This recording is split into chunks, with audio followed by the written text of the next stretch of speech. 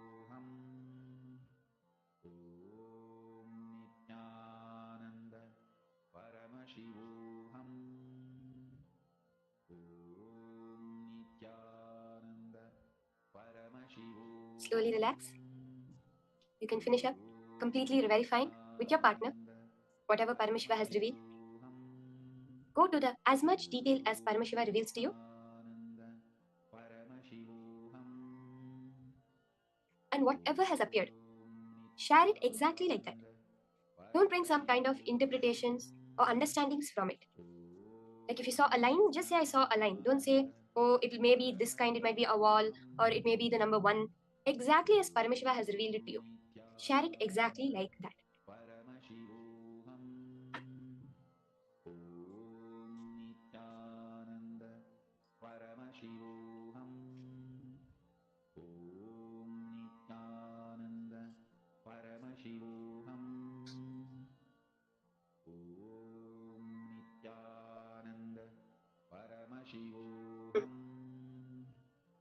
Now, Nithyananda. Paramashivoham. you can now post whatever Paramashiva has revealed and what was the actual object and the details of the object that your partner had given you, how you manifested the power. Celebrate any small manifestation that has happened because that is the message you are sending to the cosmos to make you manifest more and more. As we just learned, that Ichha Shakti to manifest. When you're celebrating, the Kriya Shakti is only needed for that celebration, but the Ichha Shakti itself will make it manifest. Now, we are going to be entering into the next higher powerful cognitions from Swamiji on the time-space continuum. Swamiji says, time and space are not two entities the way we perceive it. They are a single continuum. So let us understand more about this from Swamiji now.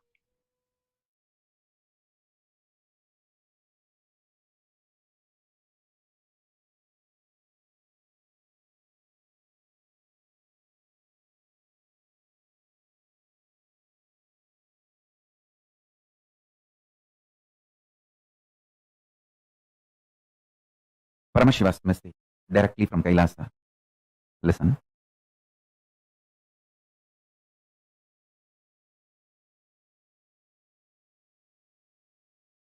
Time and space, the continuum of time and space is due to a stuff connecting both. That stuff is called Maya Tattva in Vedic tradition. It is not there, but it is there. Because the time and space, both the dimensions, do not have a clear border, kind of a watertight compartment border. No. Understand this very intensely. For example, if time and space put together is 100 meter, consider an 100-meter clock as time and space. For some people, 60 meter is time, only 40 meter is space. For some people, only 30 meter is time, 70 meter is space. The time and space continuum and the way it exists as reality for you is not the way it exists as reality for others. That is why some people are so excited to wake up in the morning. Some people feel, oh God, I don't know why I need to open my eyes. Listen carefully. The outer world reality is perceived between certain frequencies.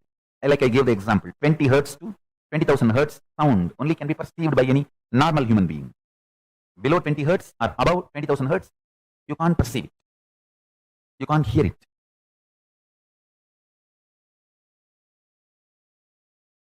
Just like the sound, below the 20 hertz, above the 20,000 hertz can't be heard by normal man, but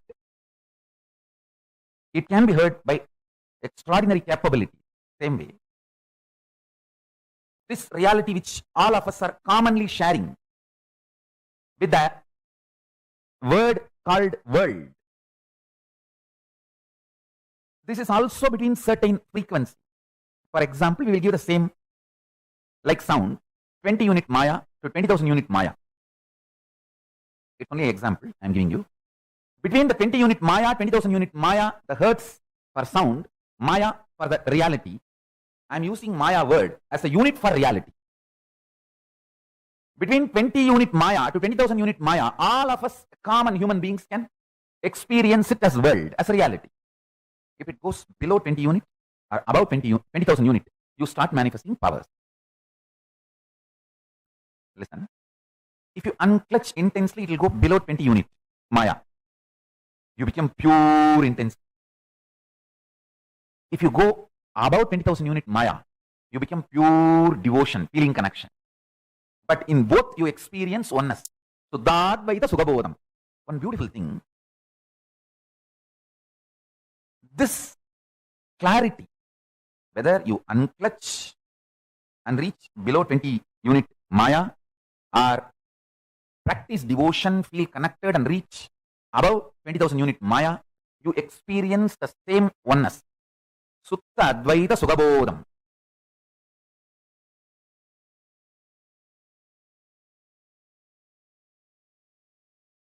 If I initiate you into power manifestation, your whole body, mind starts getting grounded in that oneness space. Sutta Advaita Sugabodha.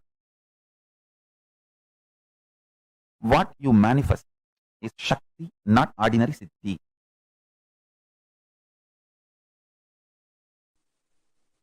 Listen. The higher dimensions, when they enter consciously into the lower dimensions, they manifest as powers. Unexpected positive turn of the events and the reality you experience. You can name it as miracle, you can name it as power, you can name it as a God's grace, you can use any name you want, but the greater science, the cosmic science is the higher dimensions entering into the lower dimensions. For example, length, breadth, depth, time, space. If the space dimension enters into time, time literally manifests everything space wants. If the time dimension enters into depth, depth manifests everything time wants. Understand? This length, breadth, depth, time, space, all these dimensions are independently intelligent, alive, able to make their own conclusions and respond within their frame and working zone. Please understand.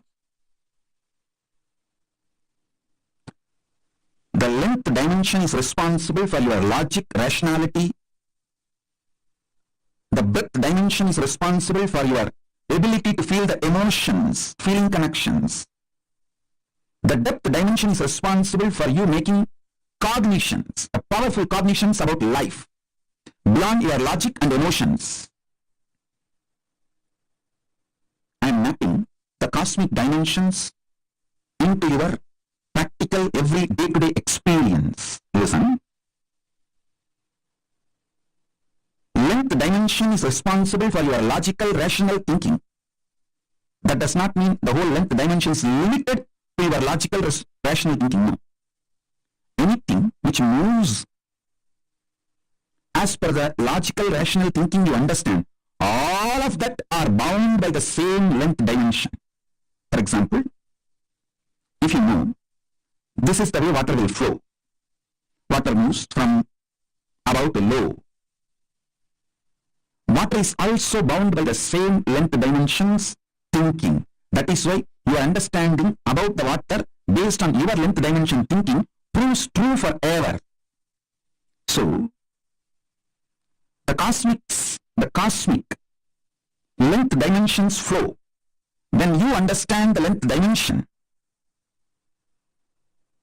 in you through logical, rational thinking, opens the life and its benefits of length dimension to you. A person who knows maths enjoys all the benefits mathematics brings to human life. A person who knows chemistry enjoys all the benefits the chemistry brings to human life. The person who knows biology enjoys all the benefits the biology brings to human life. Same way, if you know the length dimension and how many things in this world function based on length dimension, you will enjoy the benefits of all that knowledge in your life. Length dimension by itself is a power, independent intelligence. Same way, breadth dimension by itself is a power. Anyone who understands the breadth dimension will be an amazing lover. People will just love to hang around him. He will be an amazing, a powerful magnet, radiating love. Even if people who have difference of opinion with him for some reason or are jealous, angry, who cherish enmity, even they can't deny they are pulled towards him. How he gravitates them. A person who understands depth dimension of the universe, has access to everything which functions centered on any principle. Metallurgy, economy, politics, social science, everything which functions centered on some established principles, some deep cognitions. See, your doctor may prescribe drugs from different pharmaceutical companies. One doctor may give paracetamol from one company, another doctor may give the prescription from different pharmaceutical company, but the fundamental principle, cognitions, will be same for all the doctors who are pro-life, life positive, who are oriented, who are focused on treating the patients. Understand? I was studying why Americans trust Indian doctors. You should know, Indian doctors are the most successful doctors in US, not just in number, are making money, trusted by the patients, because fundamentally they don't compromise on the health of the patient. You can't buy an Indian doctor easily. I'm not saying the other culture doctors can be easily bought over. No, I'm not saying any of that. Don't make negative inference. I only wanted to say the statistics available, data available proves not only big pharmas are not able to buy Indian doctors to do unethical practices, the patients also have a high trust for Indian doctors when the patients have choices. Even if they have to travel long distance or take few more steps, they opt for Indian doctors if the Indian doctors are available. That was a surprise. I should say pleasant surprise. Because fundamentally, Hinduism pushes those the cognition life is sacred. Ahimsa paramo dharmaha. Make money within the framework of non-violence. Do not violate the fundamental principles of life. So understand, every dimension, when it enters into the lower level dimensions, it manifests intense power. Now, I want you to understand, time and space is independent intelligence and power. I'll give you simple understanding, very raw, crude, down to earth, simplest understanding. You just try to internalize this one understanding. I help you to go through the whole initiation and make you manifest this power. I commit with you. Just understand this one. Time is as alive as your skin. If you believe, cognize, your skin is alive. If somebody massages your skin, you feel good. If somebody cuts it, you feel bad, pain. How much your skin is alive, that much, I should say little more than, much more than that, time is alive skin of the cosmos. Listen, where your skin ends, the skin of the cosmos, which is called time, starts. Actually, your skin and the skin of the cosmos both always touch each other. You can't be away from cosmos. Understand this? Where your skin ends, exactly that is the spot time starts. Time is the skin of the cosmos. Time is the skin of the cosmos. How you have a nervous system which passes the thought currents inside you, same way the cosmos has a nervous system which passes its decisions and thought currents, that is the space. Your skin is alive. Your nervous system keeps you living. The equivalent of your skin for the cosmos is time. Equivalent of your nervous system for the cosmos is space. See, the time-space continuum word, only I am trying to explain by using the original Sanskrit word Chidabhasa. The Chidabhasa only I am trying to translate with the English word time-space continuum. Some of the understandings related to time-space continuum and techniques I will reveal. Understanding is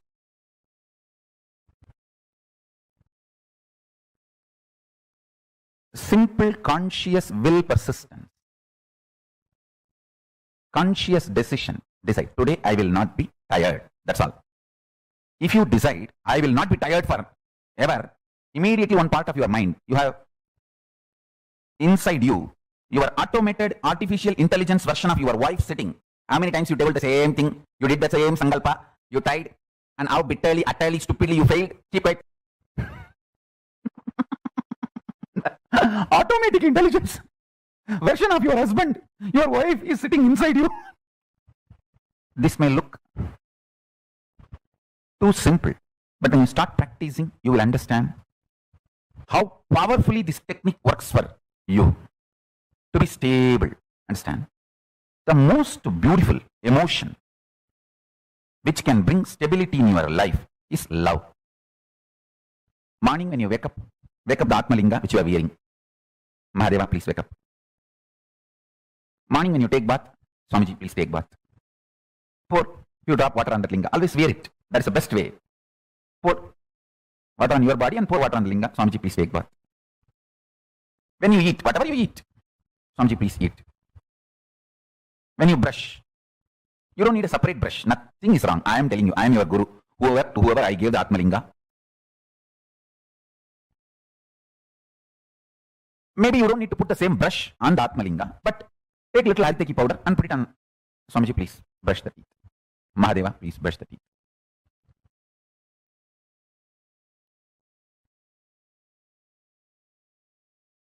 Too simple. And when you are falling asleep, tell him, Mahadeva, please sleep.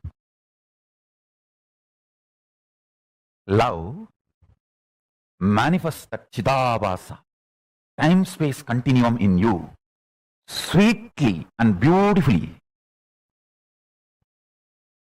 You have a special feast, celebration, anything. Mahadeva, please eat. Show him and then eat. Start this. It is too simple. Time-space continuum. The Chidabhasa will explode in such high energy. When you spray perfume for you, just put a little on him. Mahadeva, very good perfume. I got it yesterday. Lipstick, just put a little, nothing wrong. Whatever I am enjoying, I have to give. This is what my gurus taught me. And I have enough Shastra Pramanas to prove what I am saying is right. Whatever you enjoy. offer it to him and enjoy. If you are lying on your couch, tell him, Mahadeva, just lie down. Rest, enjoy this sea beach. I tell you, he is neither outside you nor beyond your reach. He is the source of you. When you generate a love, sweet relationship, that makes your time-space continuum huge.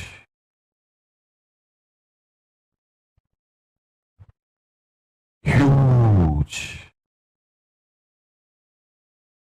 Even if you don't feel like wearing your Atmalinga, even the Rudraksha is actually Rudraksha Linga. Many times, see, Shastras allow, you can keep Rudraksha as the Rudraksha Linga and do Shiva Puja to the Rudraksha Linga itself. Agamas allow it. So you can keep your the Rudraksha, Kantamala itself as Atmalinga. If you don't have Atmalinga or don't want to wear the Atmalinga, you can treat Kantamala itself as Atmalinga and tell, hey, Mahadeva, please eat. Mahadeva, please take bath. Mahadeva, have shampoo. Mahadeva, have perfume. Understand this continuous love continuum will make your Chidabhasa powerful. Your Chidakasha will become strong. And the time-space continuum will expand. I tell you, this attitude, this will start building everything. People who lived around me can remember very clearly. Even if some book is printed, invitation printed in our Kailasa, in our Sangha, and first copy is brought to me, first I'll take it and put it on Atmalinga. I always have Atmalinga on my body. Whenever, if I'm not wearing it, it is there in the Anandagandha. I'll put it on Atmalinga and say, Paramashiva, please have it. I tell you, that will bring such extreme sweet relationship. And you just see, even if you start understanding he is watching over, he is continuously seeing you, that is enough to make you fall in love and explode in love. I've seen people, the moment they know I'm seeing them, they just go crazy with love. The moment you start understanding Mahadeva is watching you, you just explode in love. The Chidabhasa explodes.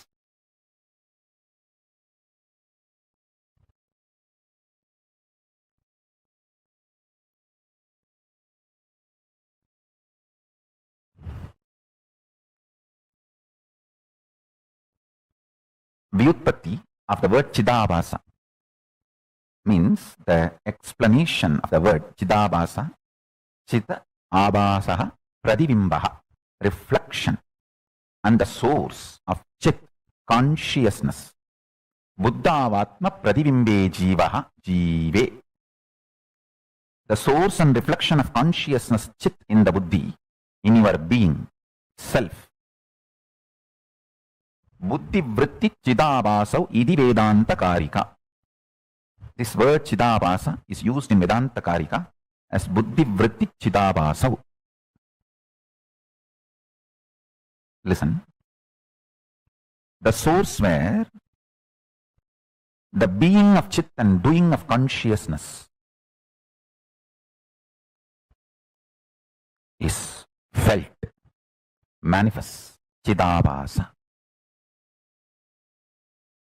First few days only it will be like a monologue. You are talking to Paramashiva. Just after a few days you will see that he is responding in your inner space. You just know he accepted your food. You just know he is happy with the cold shower you gave. You just know he is happy with the perfume you gave. The love starts becoming complete subtle. You give, he showers. You give, he showers. That whole ecstasy starts. I tell you. He always showers. He always showers. He always showers. See, ability to inspire yourself without the external inspiration means you found the source of your love inside, internally. Chidabhasa of you has opened up. The Chidabhasa in you is Paramashiva.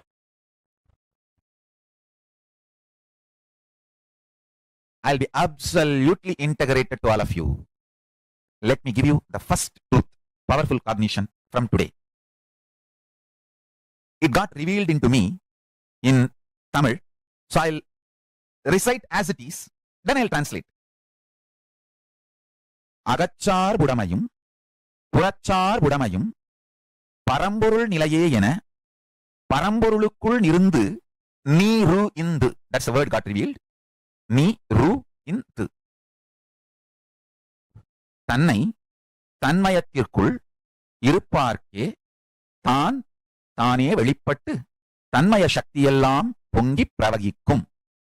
Let me translate in English. Understanding the inner dependency or outer dependency for your existence is only Paramashiva. Your principles and policies related to economy, your life's goals, your life's relationships, how you want to live, how you want to die, what you call as a success, what you call as failure. Everything. Listen carefully. The inner dependency for inner or outer. The word agachar budamayum, purachar budamayum. This word has to be understood in all dimensions as Paramashiva revealed to me. When this truth was getting mapped, I also got the revelation. Every powerful cognition in you is like all the grahas, navagrahas blessing you. Navagrahas are the most auspicious cosmic energies. Never punishes you. Do not have incompletion with navagrahas. They are absolutely compassionate and they only awaken Paramashivatva in you. They only manifest Paramashiva in you. Listen carefully.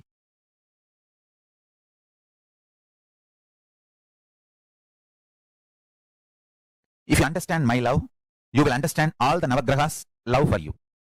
Now, I'll give you the example. I told many names. Don't think I do not train them.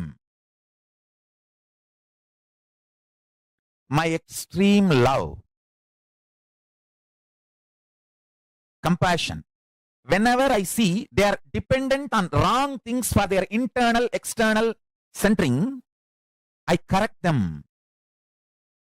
That correction is not because I hate them, but because I love them deeply. Same way Navagrahas, sometimes Shani may remove some relationships or wealth from your life. That doesn't mean he hates you. That means you have a blind spot there. Your inner dependency and outer dependency is moving away from Paramashiva, which is not good for you. So he removes them and makes you centered on Paramashiva.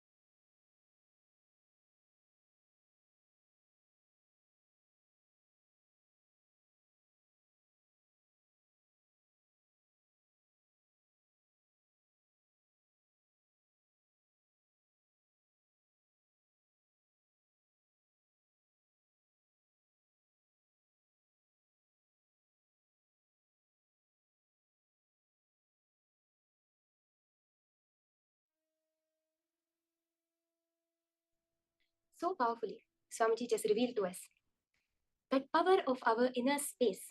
That is the space of the cosmos itself. Swamiji gives us the example. You have 10 cups in front of you or 10 pots in front of you. Each pot has that same space within it. The existence of the boundary called a pot does not change the quality of the space within the pot and outside the pot. When the pot's form is changed, the space within merges with the space outside. That's all. The same way, that space we see as the Mahakasha, as the space out there, and the space that is there within us as our Chidakasha is the same. It is when this boundary, that skin of the cosmos, time, dissolves, when what we perceive as the body dissolves, both the spaces merge. Swamiji so powerfully revealed how the equivalent of the nervous system of the cosmos, of yourself, is space for the cosmos. That which contains every bit of information of the cosmos is that space dimension. The time-space continuum, as I was sharing before, time is relative. The way it exists for you is not the same way as it exists for another person. The ability to inspire yourself without external inspiration means that you found the source of your love inside, internally. Your Chidabhasa has opened up. The Chidabhasa in you is Paramashiva. Love towards him manifests the Chidabhasa, the time-space continuum in you, sweetly and beautifully.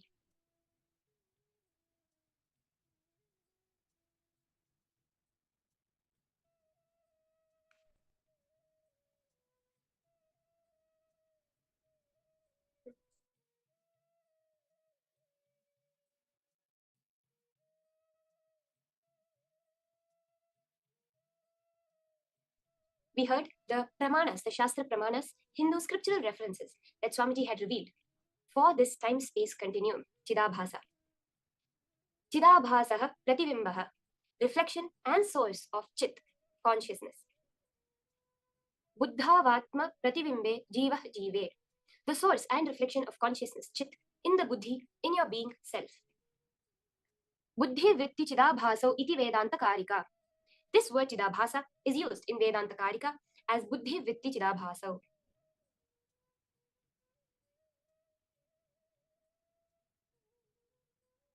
For almost all human beings, the immediate time space available is only the next few days. By the time your space is different. When you're inspired to do something, in another 2 days that may not be the same.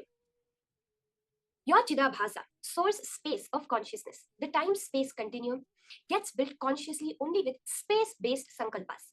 When you make a sankalpa, a conscious decision based on your space, then the Chidabhasa gets built consciously. Declare supremacy over the space-time immediately available to you by declaring your Satya Sankalpa. What you have the immediate availability of, that time and space, declare your supremacy. Let's do a small exercise to awaken this Chidabhasa. As Swamiji said, love manifests Chidabhasa, time-space continuum in you, sweetly and beautifully. If you start practicing it, you will understand how powerfully this technique works for you to be stable. When you wake up your Atmalinga or your Atmamukti, which you are wearing. Paramashiva, please wake up. Morning, when you take a bath. Swamiji, Paramashiva, please take a bath. Pour a few drops of water on the linga. Always wear it. That is the best way. Pour water on your body and pour water on the linga. Swamiji, please take a bath. When you eat, whatever you eat, say Swamiji, please eat.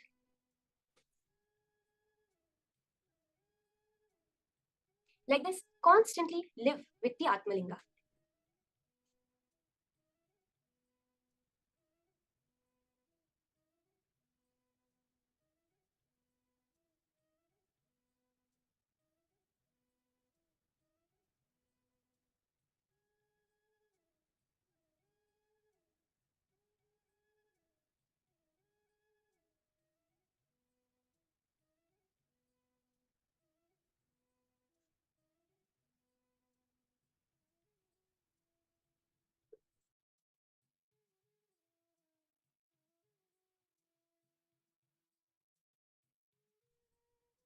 So now, with this powerful understanding, practicing the presence of Paramashiva in your daily activities. Living, knowing that Paramashiva is there with you at every moment. There is a beautiful story that Swamiji says, which is one time there was a man, in a dream he got a vision of God, and God said, ask for anything you want. And he said, Oh God, I just want one thing. Always be by me in my life. And from then on, he always saw two footprints. He would always see that wherever he goes, there would be another set of footprints with him, indicating the presence of God. But then he noticed one thing. After he left the body, when he faces God, he asks, you gave me the promise that you'll always be with me. Throughout my life, in my times of joy, I always saw you walking next to me. I always saw your footprints. But during the times of intense pain, suffering, why is it that I never saw the second set of footprints? Why did you desert me at just that time? God beautifully says, no, it is during those times that I carried you. So the only set of footprints that you saw was mine. That is practicing the presence of God. When you are happy, when you are joyful, Paramashiva is celebrating with you. And when you are in a low mood, when you are suffering, Paramashiva is holding you. He is the one that is carrying you through that whole thing. That space is what we hold during the power manifestation. When we manifest, it is Paramashiva's manifestation. He is celebrating with us. And when we perceive that we are not manifesting, all we need to know is Paramashiva is holding us. Whatever it is also his manifestation. We just have to pray, Paramashiva, give me that intelligence to see your manifestation in this incident. Like how that man, during the times of struggles, he saw only one footprint. He thought it was his and that God had deserted him. But all he needed was that small intelligence that at that time God was carrying him.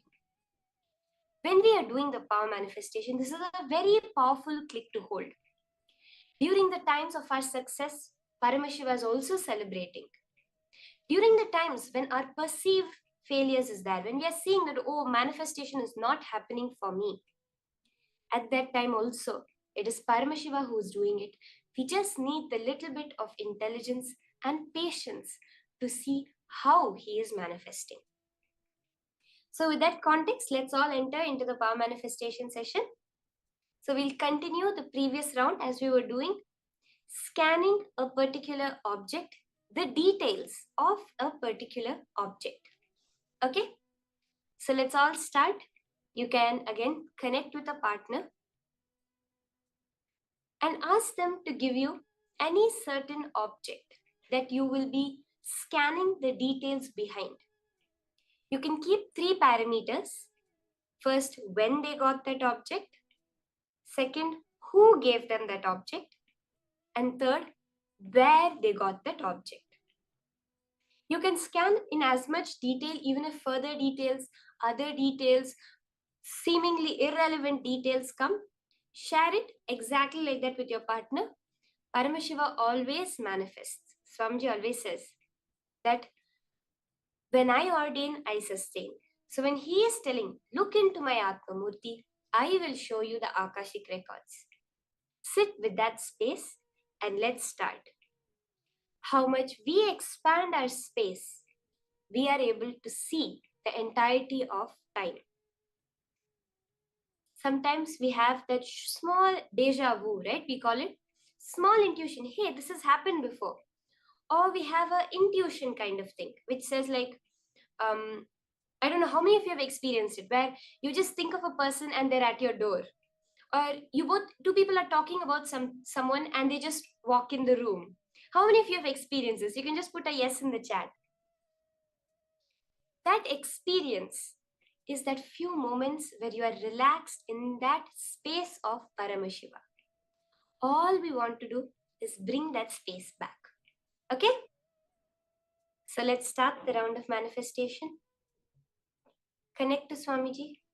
Sit as Mahakala Bhairava, as Veerabhadra, in that intense feeling connection. Chant the Mahavakya, Om Nithyananda Paramashivoham, intensely.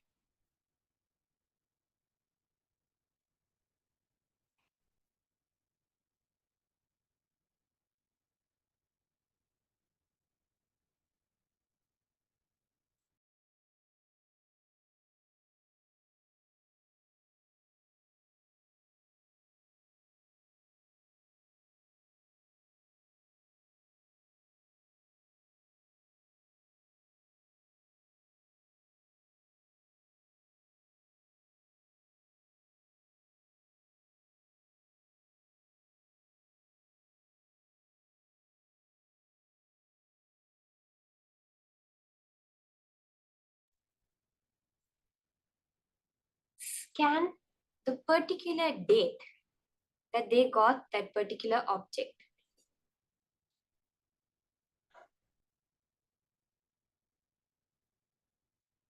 You can also do the manifestation of the next level of Akashic readings, of getting a particular date. What are the happenings on that date? Where were they? What happened? What was their dress color? Connect to Swamiji. Look with all your three eyes into the Atma Murti and reveal whatever Paramashiva shows you in pure golden letters.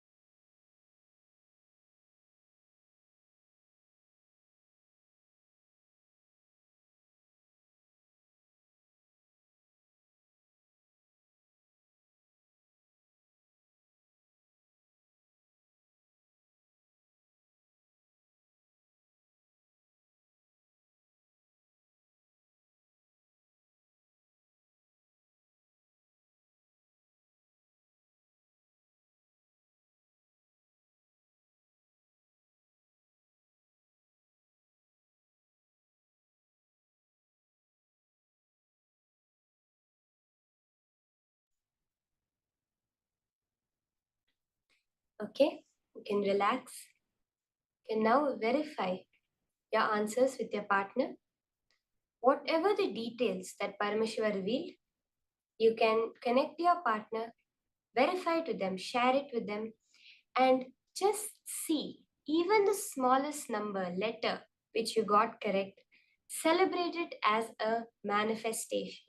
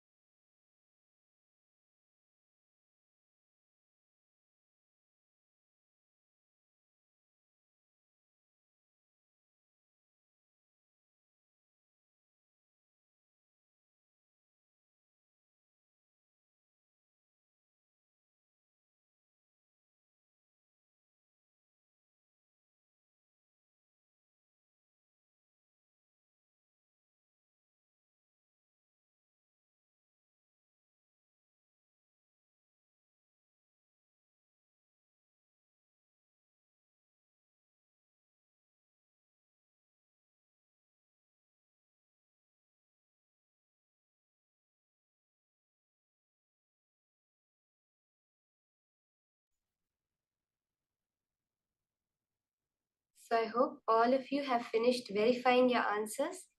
Do post your celebration, how you are celebrating that manifestation of Paramashiva.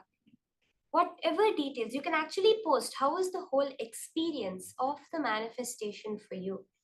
What exactly were you able to see? How were you able to see that extraordinary experience of the golden letters appearing on Swamiji's murti?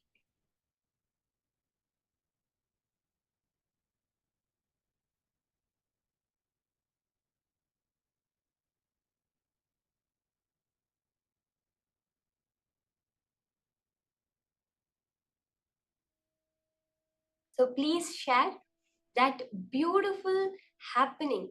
How were you able to experience the cosmic archives, the presence of Mahakala Bhairava? Whatever Paramashiva revealed to you, how did it appear for you? Please post.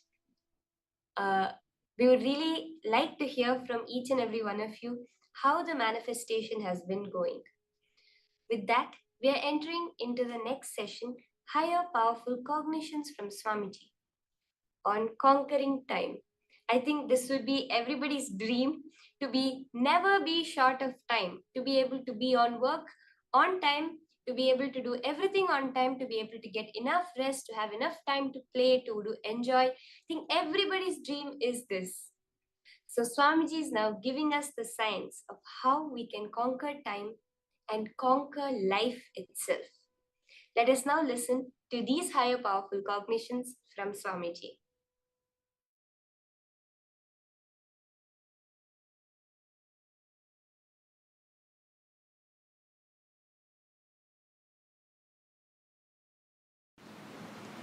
Few basic truths.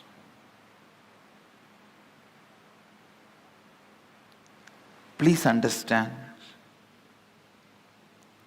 every sacred secret,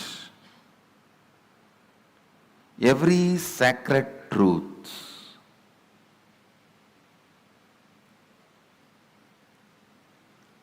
I am uttering, every word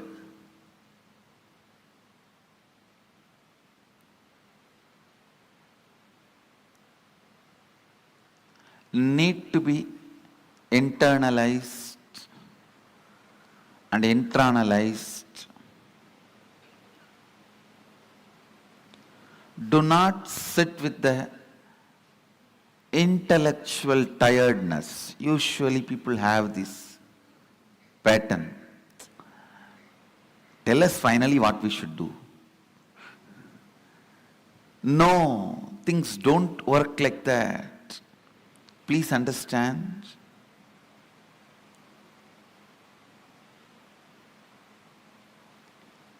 Every word I am uttering matters.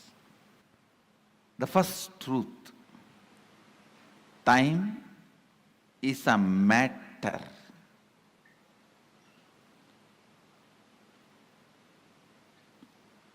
And it does not matter. Time is a matter and it does not matter.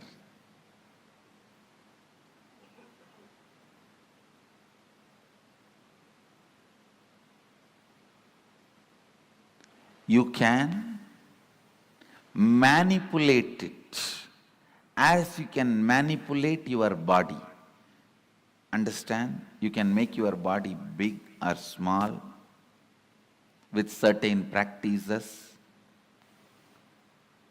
diet control. You can manipulate it. You can play with it. Same way, you can play with time. You can play with time.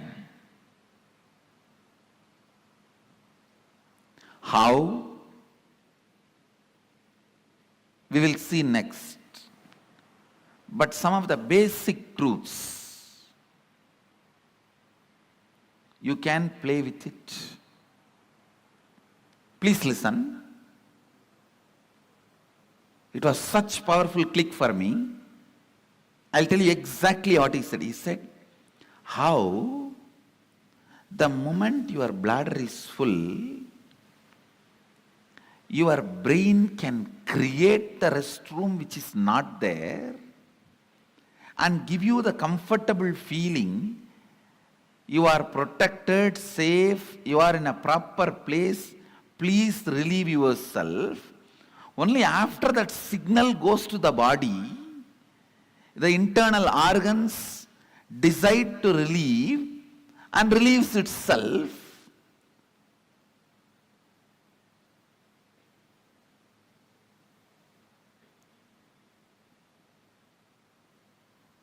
The pressure inside you to perceive something, to have some experience, creates the concept of time and gives you various experiences. Pressure inside you, that bladder is full, creates the restroom ambience in your brain, which is actually not there, but gives you a comfortable feeling, you can relieve yourself. Same way, desire to have certain experiences, that pressure inside you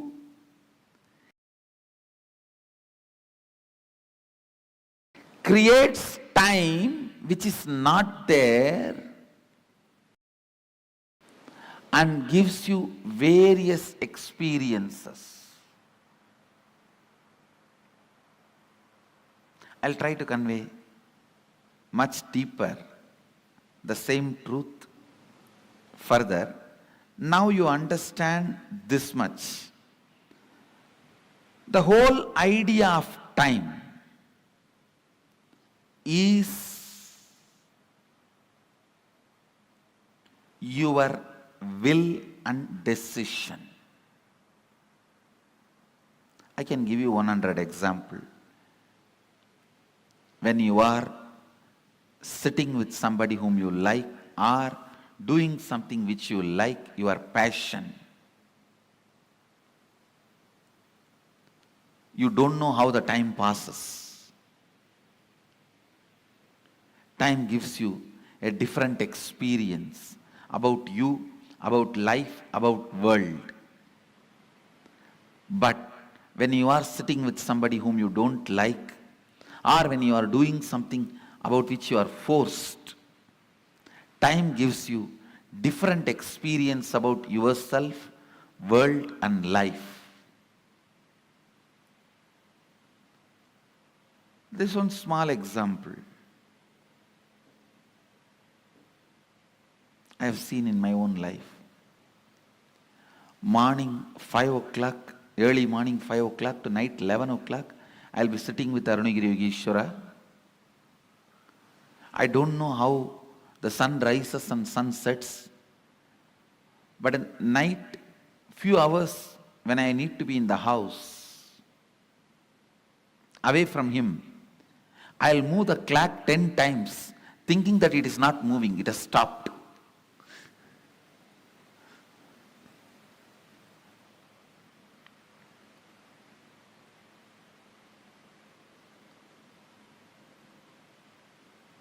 I'll feel why the nights are so long. Time is slow when you wait. Time is fast when you are late. Time is deadly when you are sad. Time is short when you are happy. Time is endless when you are in pain. Time is long when you feel bored. Every time, time is determined by your feelings and psychological conditions, not by clocks.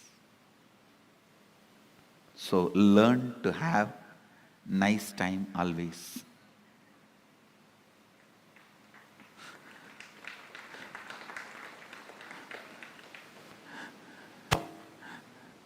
Whatever now I am sharing, most of you may know that ideas, nothing new. But I am trying to set the context so that I can lead you into the deeper understanding, especially the experience to make these understandings permanent.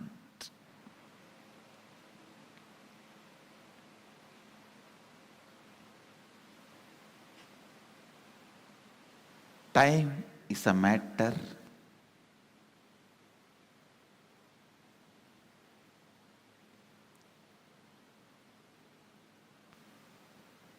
it does not matter.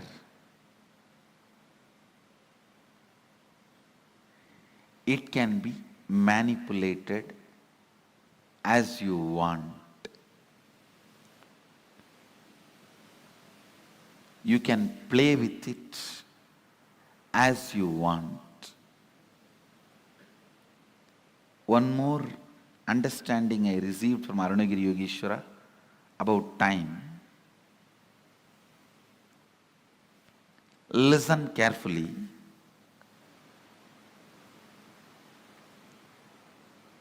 The whole life is just a vast canvas. Space is the canvas.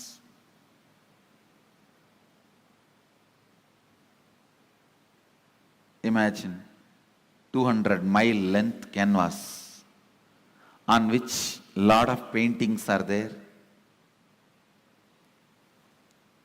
The paintings which you already perceived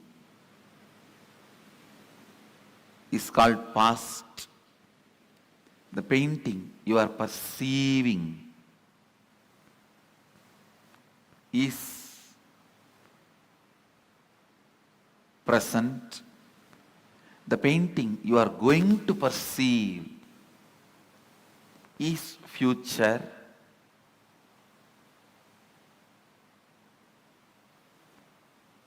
But the truth is all three exist.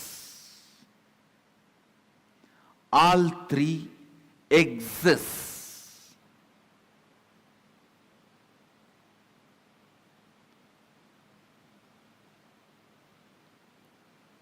Next statement I am making. Please listen. First statement I am making. Past, present, future, all three exist. And the next statement I am making, you can alter all the three. We always think, if all three already exist, how can I alter my future? If it is already existing, how can I alter? Understand? The painting exists does not mean you can't add something to it. Your powerlessness, I can't add something to it, only makes you stop adding.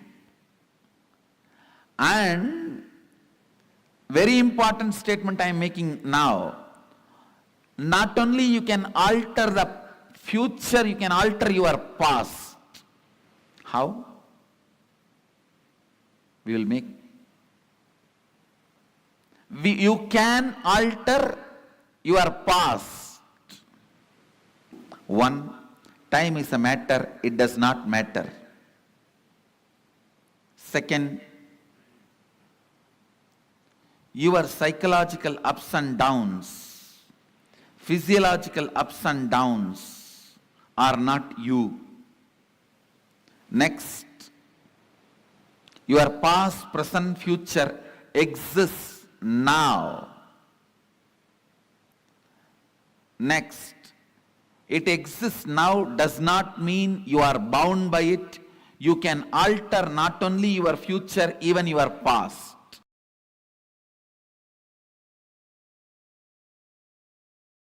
I had a fortune of meeting a great Paramahamsa. His name was Sundananda Swami. He was from Ramakrishna order in Mangalore. Now he is no more, he left the body. In his room he will have 25 clocks. One will show 8:30, one 9:10, another one 1:30, another one 2:40. Like this 25 different times. I used to ask him, Maharaji, why this is an elderly person. Maharaji, why like this? So many clocks with so many time. What is actual time? He will say, hey, Koka. Koka means in Bengali, small boy. He will say, hey, Koka. Whatever time I want, I will keep that clock as a real time.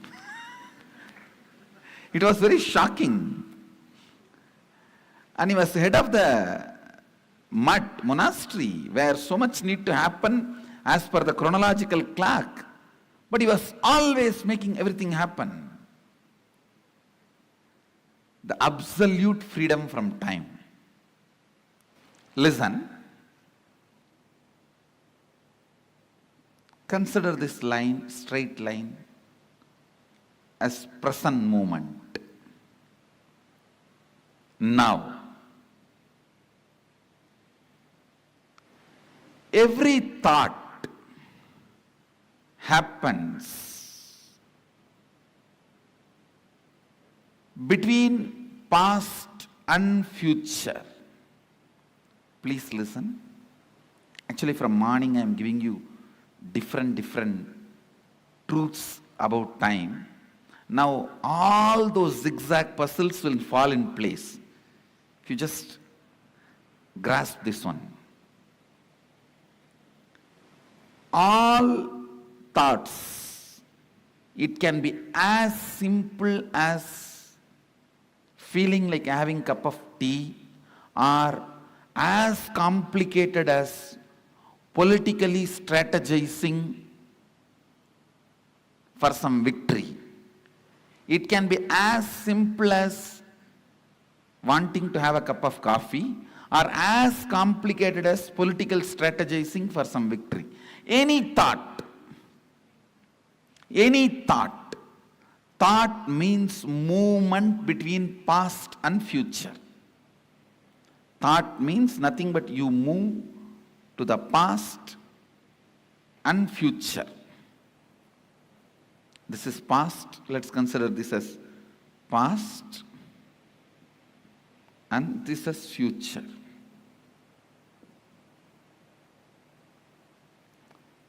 The center moment, present, where the present meets the past and future. That moment is now.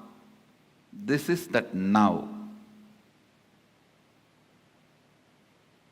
Present.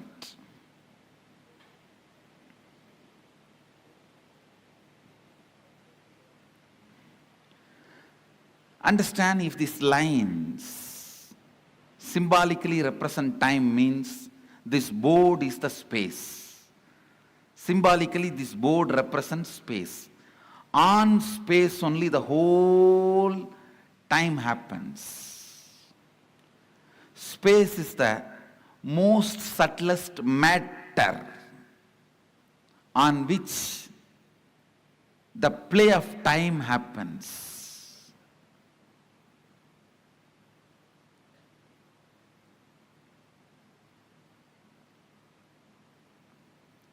Just understand this example. Your movement between past and future is thought. Like you jump from here to there to here to there to here to there to here. That is what I call your perception about you, life, your existence. Your existence is nothing but the movements.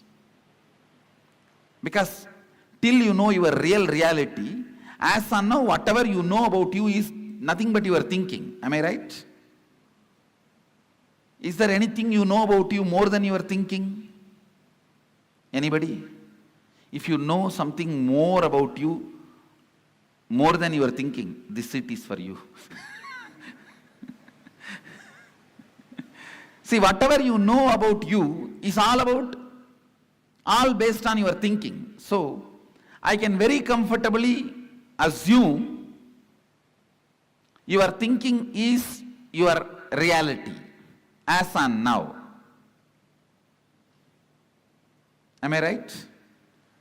So, it is all about you jumping into the past and future, past and future, past and future. That's all is your thinking. That's all is your, what you call as you. See, what I call as you is much beyond than what you call as you.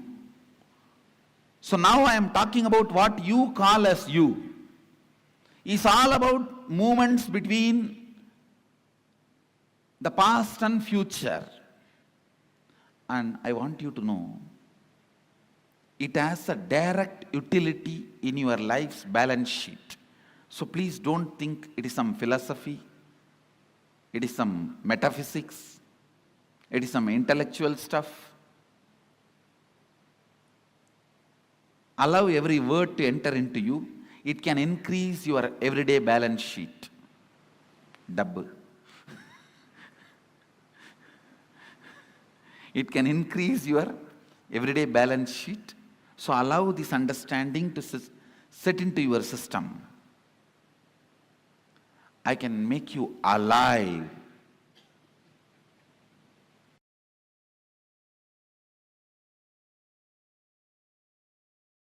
This I received directly from Arunagiri Yogeshwara.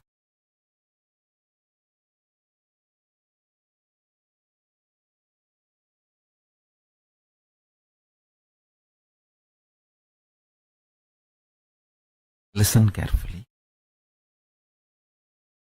Your inner space. What do you call as you? Tahara Akasha. Taharakasha. It's a Sanskrit word. What do you feel as you? Inner space. Pratyagatma.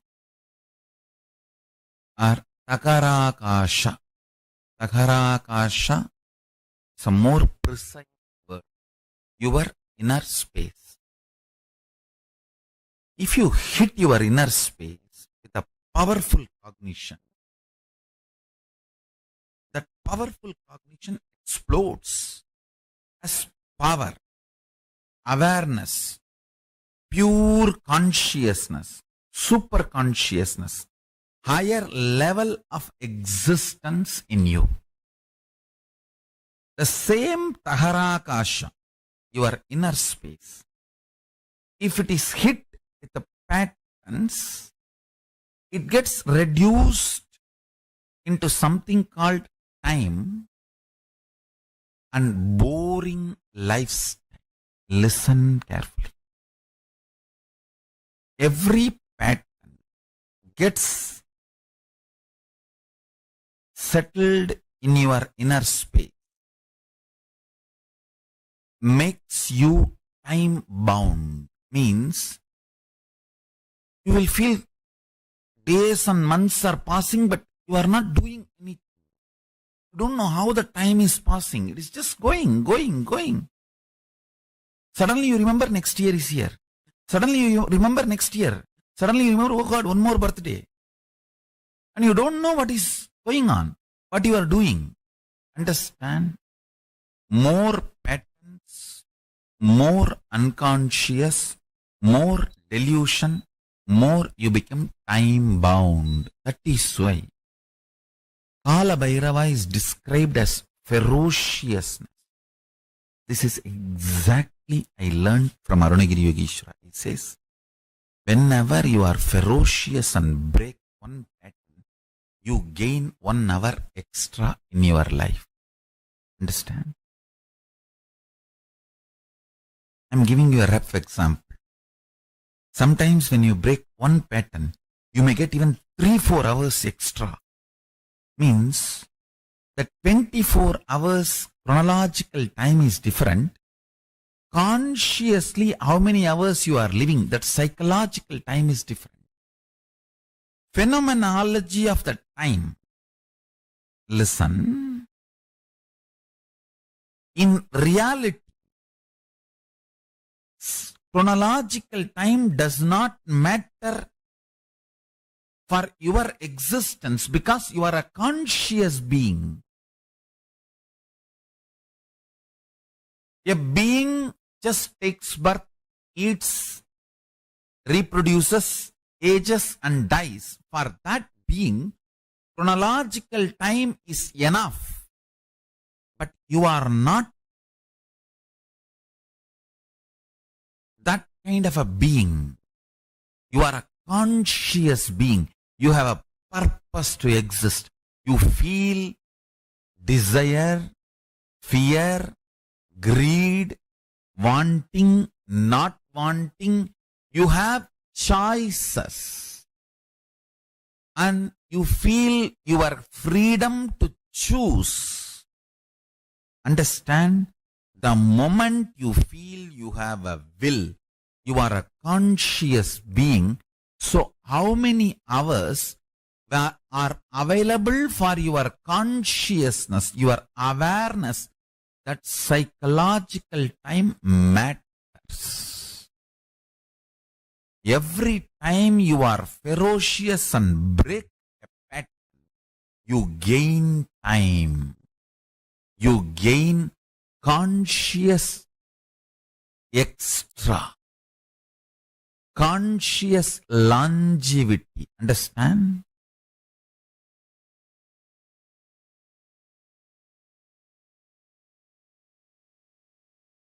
In Hindu tradition, we have two. One, increasing the physical longevity. Another one, increasing the conscious longevity. Veda, Ayurveda.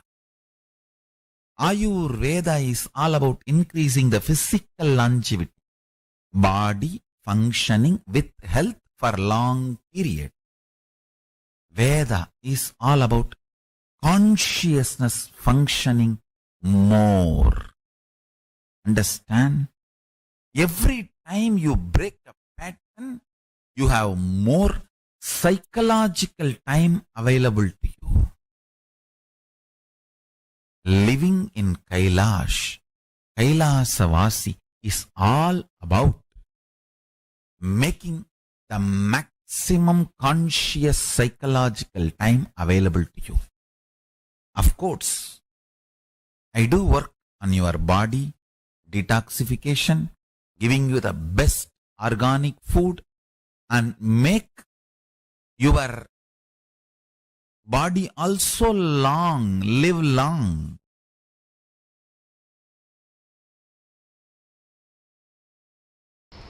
Listen carefully. Whatever intention you have that you want to become, that is you. Other than that, any psychological, physiological, neurological experience, perception you go through is not you. If you feel depressed about your body and your mind and about yourself, or if you feel excited, elated about your body, your mind and about you, whether depression or excitement, nothing is you. Nothing is you. When Arunagiri Yogeshwara shared these words with me, the way it entered into my system, the way it became part of my cognition, the way it became part of my reality, from that day, never physiological, psychological, neurological ups and downs can bind me in any way. Listen to this truth and contemplate on it. I'll support you to experience that as reality. I still remember you are sitting in this very posture, Sukhasana, having hand on my shoulder, and said the exact words uttered in Tamil. Main நினைவாலோ உயிர் நினைவாலோ மூளையாலோ உணர்பவை உள்ளது அல்ல.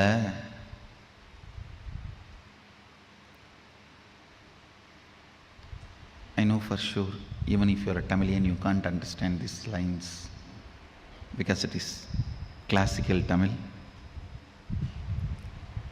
I asked him, then what is me? He put the next question, what do you want to become? Small boy, I just stretched my chest in a wide way, put both my hands on the hip and said, Sadashiva.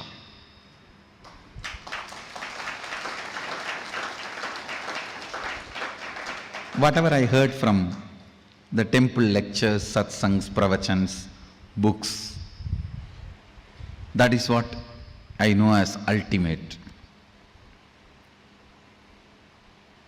So I put both my hands on the hip and said, looking into his both eyes, said, Sadashiva. And already his hand was on my shoulder.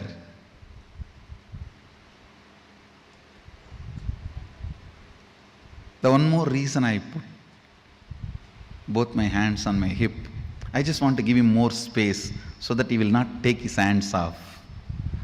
His hands will rest comfortably on my shoulder. I was so much in love with him, I will not miss a single chance to have his touch. Whether he touches me or I get a chance to touch him. Already his hand was on my shoulder.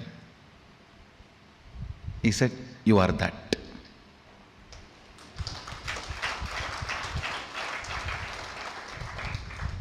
It was so clear, I can see.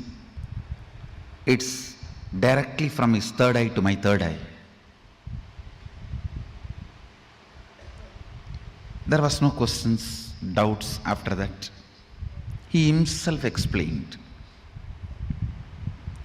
Your intention is the only living mechanism in you. ஆஞ்ஞையே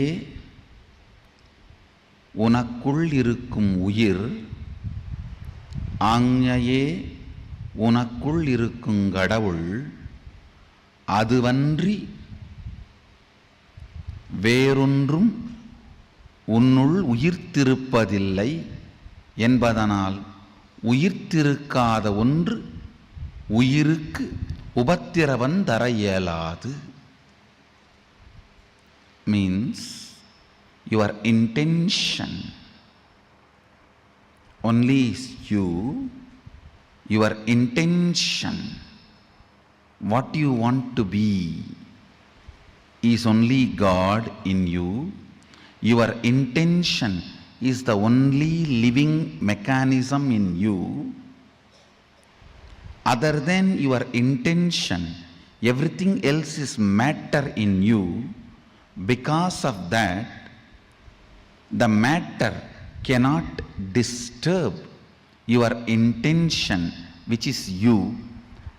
You cannot be controlled, affected by the matters in you. Meditate. Don't think it will take a lot of time to realize this truth. No. I did not put all my self-effort and realize this truth. I got it as gift. So I commit with you guys. I'll give it as a gift to all of you.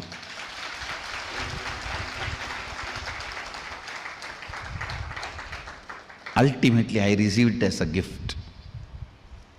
Because I received as a gift, I am bound to give it as a gift. That is the way I show gratitude to my gurus.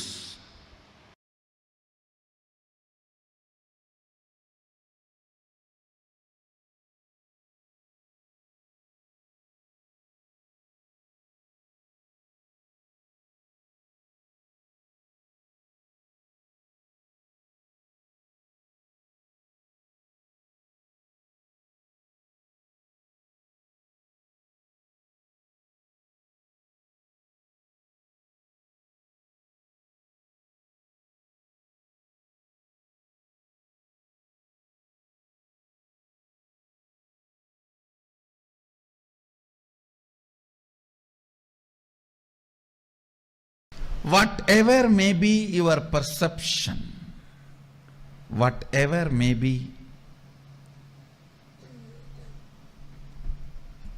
the way life occurs to you, don't try to find reason now. Please understand, I only asked you to pen down how life is occurring to you. I have not asked you to find your reason. No. All your reasons. I always tell people, your reason should be reasonable. The reasons you find should be reasonable. It should be useful for you. It should be about future. I am giving you an example. Somebody is suffering with depression. If you want him to get healed, the very diagnosis and the context with which diagnosis is done itself should be towards the goal of curing, healing, completion. The way life is occurring to you now, please understand, the second secret I want you to know from this program is right method of diagnosing your problems. Diagnosis should be done from the angle of future possibility, not from the aspect of how you can dump the responsibility on the past. The why should be attended from future. That is, only then it will become zest, or it will be cut. If you try to deal the why from the past, it will be just cut, crass. Only if you deal it from the future, it can become zest. Listen, always attend the why to make not to dump as crass X.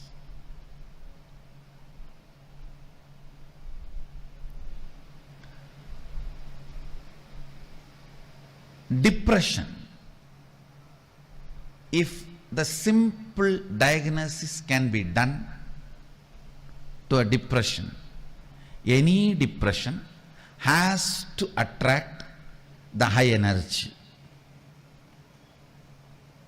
It's a simple logic. Whether in the water body or in the weather, if there is a depression, there is going to be a fulfillment. I tell you, most of the people enjoy your problems because only when you have a problem, you will be dependent on them. By and by, you yourself start enjoying it. Because with problems, the infrastructure you established seems very useful and fruitful. You look very brilliant. When the problems become redundant, the infrastructure you established looks redundant. So the time you spent on all that looks very redundant. Just to make your past worthy, you go on making your problems relevant. Listen carefully. Listen carefully. There are at least, I can give you one example. There are at least 100 methods of transportation. More convenient, comfortable methods are already available without using the roads and petrol, diesel, the oil, without using the oil and road. At least 100 methods of transportations are already available. Enough of balloons, methods, just you can race for 200 feet and reach your office, all that is available. Nobody wants to make that popular because all the energy, time we spent on road and oil will become irrelevant. So we will look like a fools. I am giving you one example.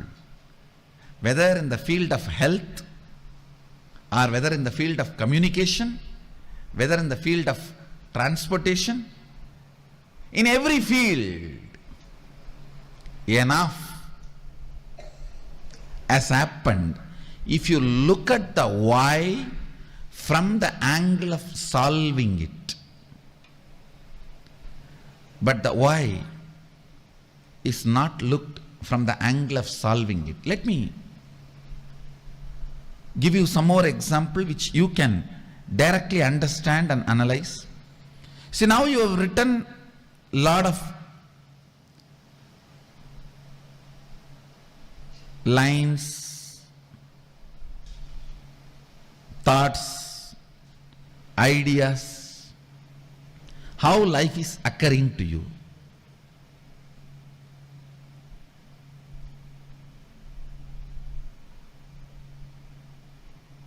You always think, I know the problem, I know the solution, only I don't know how to execute it. Please understand, if you don't know how to make it into reality, at least be very clear, you don't know the solution. Don't have this half understanding. No, I know the solution. I only don't know how to make it happen. No.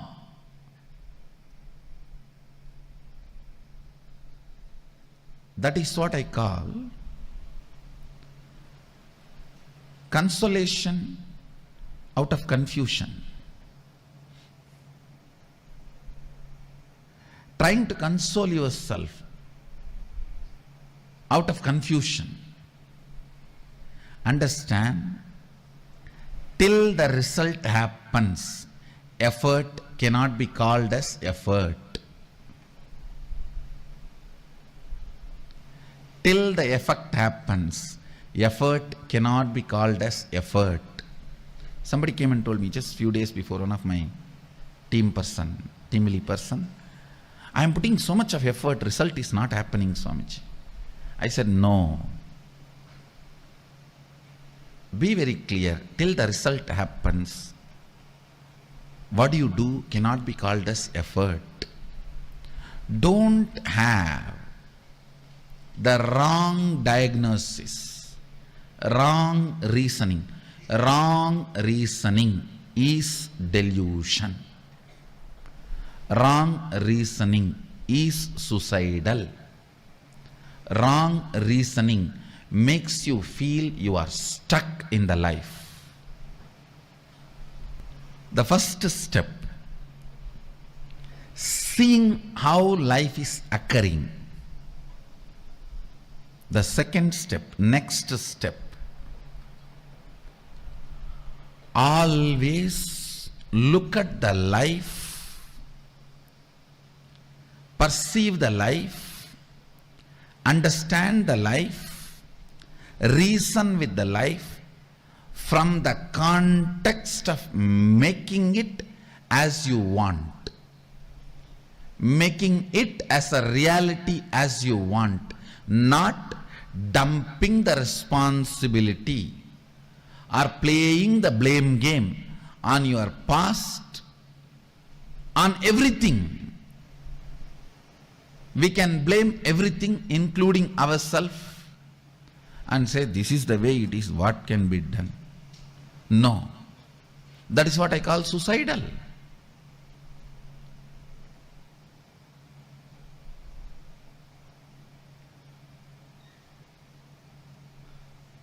Many times we even start enjoying our belief that we are only capable of this much. This is the way it is.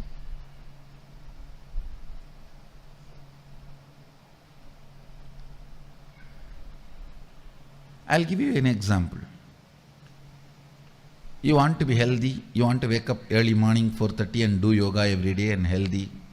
Is there anybody putting you in prison and tying you with chains on your bed at 4:30?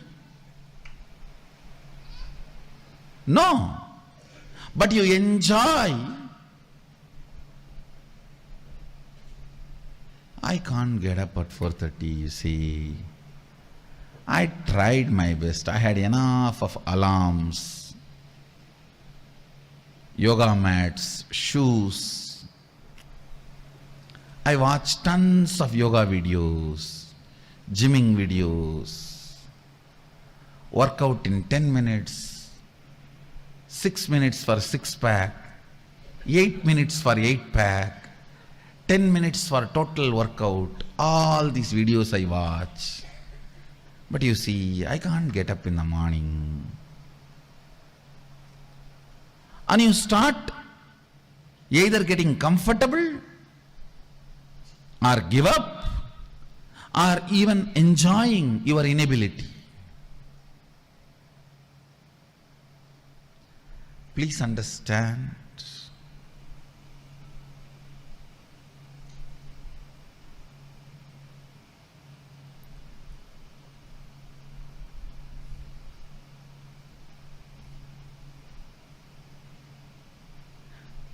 I am not even saying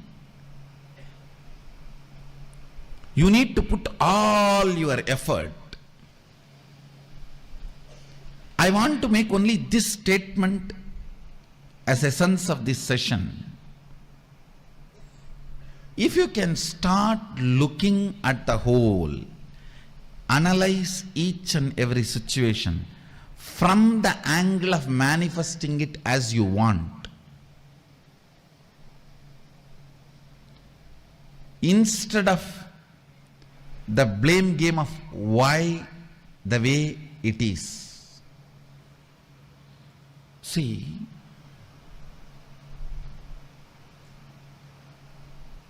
when you look at why the way you think, why the way you act, why the way you talk, why the way you feel, why the way you exist, the way you exist. If you feel tremendous pain, inability, you are only enjoying, entertaining blame game, putting the blame on the past.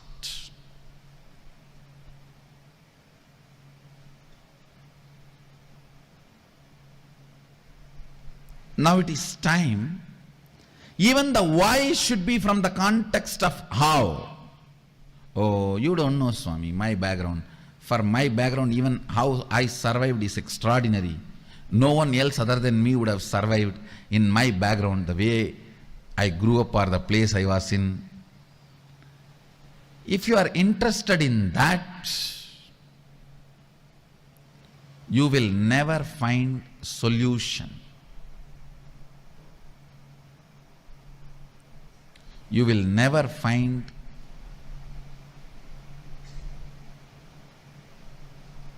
the life as you want. You will never find the reality which you want to manifest. If you want to conquer the life, that's why I use the word conquering life for this program. Actually, you have to conquer it. There is no way you can have agreement with your past. The way as life is happening to you, there is no way you can just paint, do the tinkering, touch up here and there and use it again. No. It is just straight your enemy. The way the life is occurring to you now is not your business partner, is not your friend. I think not your friend, all of you know already. But you always think there is a possibility for negotiation. I'll do little negotiation and just do this touch up and that touch up, little lipstick and little combing and little painting here and there, little tinkering, polishing. No. Only if you understand Your past should become redundant, and you should not expect inspiration from your past. You should generate a mechanism in you as a source of inspiration and make the whole redundant.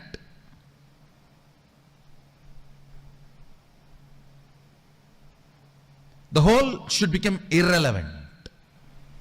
Only then conquering can happen to you. Please understand, the spirit with which you need to approach whatever way the life is occurring to you is conquering, not adjusting, not manipulating, not withdrawing. The way the life is occurring to you, you just need to conquer. That's the only solution.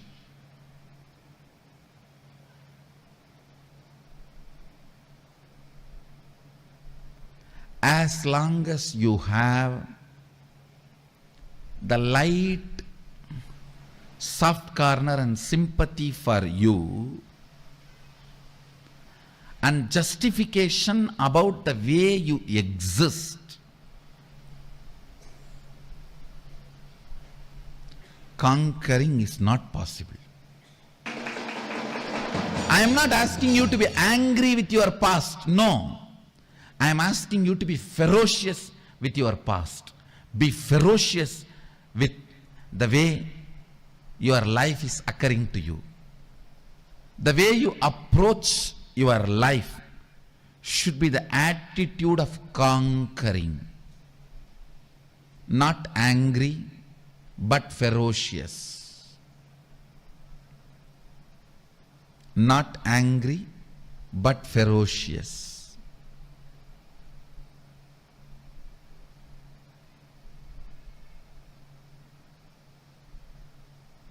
This is one small but great shift needed to happen. The way you look at the life, the way you diagnose your life, the way you find the reasons why you are enjoying this thought current, the way you are enjoying, why the diseases are there the way it is there, why the relationship failures are there the way it is there, why the tiredness and boredom, irritation, all this exists in you the way it is existing. Why? Ask all the whys from the angle of solving it, not from the angle of blaming it. Few minutes of contemplation. Please take it up.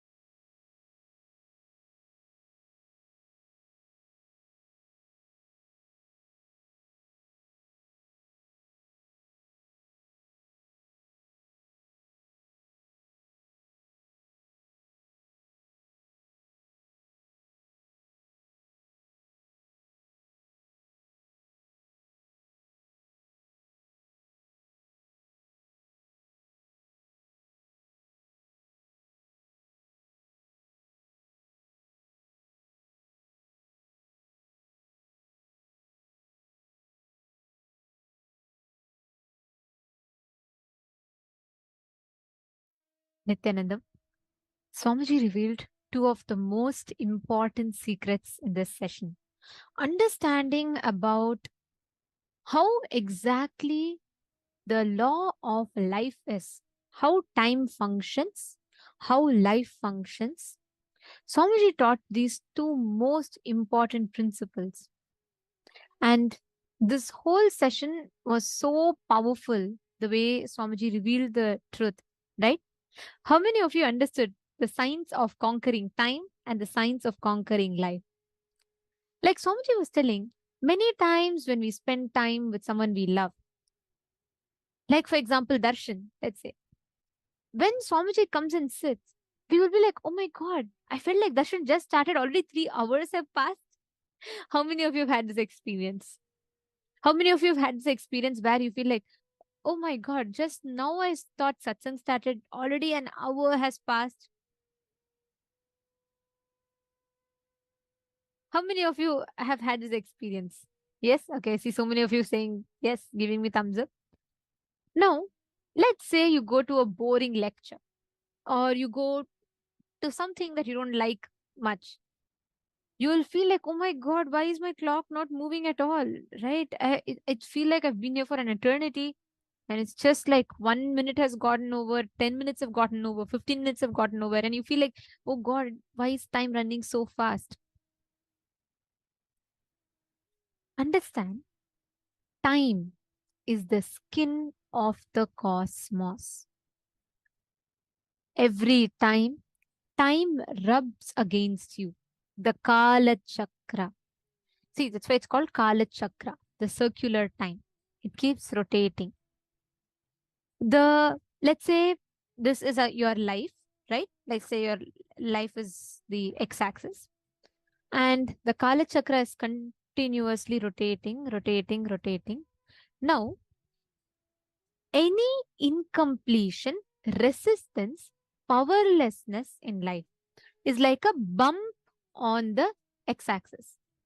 So every time there's an incompletion, what will happen? The wheel will have a jerk. It'll skid. Every time there's a bump, the wheel will have to like go over it and hit hard. Like if a speeding car runs over a speed breaker, what happens? It just rams. It just slips, right? The exact same thing happens. That is why you feel whenever you're incomplete, you feel time is painful. Every passing moment is a load, a burden. Swamiji has given such an amazing truth. Like every time I hear this satsang, I feel like what a sign Swamiji has blessed us with. Just understanding the principle of conquering time, conquering life. It is just so powerful. I request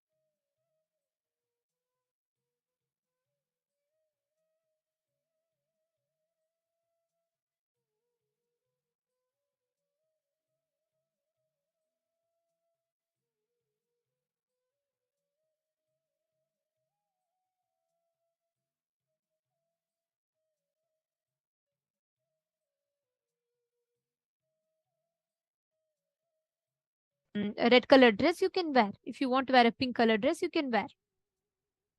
If you want to your hair to look a certain way, you can dress up. You have the ability to change your body the way you want. Same way, time can be changed, altered as you want. That is why Swamiji tells you should never go with the attitude of accepting time. You don't have to have the attitude of going along with time. You need to have the attitude of conquering time. If we conquer time, you will never suffer with boredom or tiredness in life. Swamiji has given us all like a straight technique for powerfulness. Swamiji has given us an experience, the straight technique for experiencing that space of completion. Understand, past, present, future. All the three exist. Exist now does not mean you're bound by it. You can not only alter your future, even your past you can alter. That's the Muruganar, the story of Arunagirinathar, sorry. How there are tons of references like this, like Valmiki. He is like a thief in his past life. Not even in past life, like just before he takes up sannyas, Valmiki is a great Maharishi who's author of Ramayana, and the whole Hinduism, everyone worships him today. But he was a thief. His name was Ratnakar. But the whole past has been altered. How? The moment you conquer time means the moment you come to the space of completion, you have conquered time, which means you can never struggle with boredom or tiredness in life. Are you all catching it? This is the straight truth that Swamiji has revealed, which is so powerful. Ma Priyatma Surupini is saying, wow, I have heard this many times now. Many times. Now only it's even hitting me. Great. Completion is the key to come out of boredom and tiredness. Beautiful. That's why when Swamiji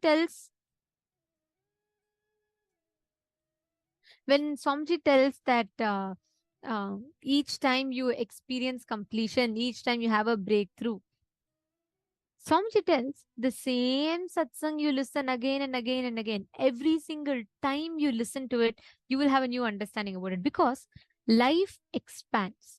Each time as you listen, you will break your pattern in a deeper and deeper and deeper manner. And also one of the most important aspects of this for all of us to understand is how the law of life functions, Every single time you get stuck with an incompletion, every single time you get stuck with the pain, you need to understand you are recreating that suffering, that set of patterns in your future by holding on to the incompletion. Same way, every time you break a pattern, you have more psychological time available to you. Means, for example, like Swamiji told, right? Swamiji is explaining about chronological time and psychological time, right? Because Swamiji said, in reality, the chronological time is just a scale to measure everything in against a unit. Like, for example, the weather now time is 6:03 EST. Now time in India might be different. The chronological time, because Swamiji tells we are conscious beings, we are not matter, we are not bound by the chronological time. But the unit of psychological time is the gap between one thought to other thought, which is called as kshana. In Sanskrit, this the gap between one thought to the other thought is called as kshana. It's a very, very powerful truth Swamiji is revealing to us. Like every time I listen to this, I feel like, oh my God, what an amazing revelation, right? There are three, the kshanas, the difference, that's the difference between chronological time and psychological time.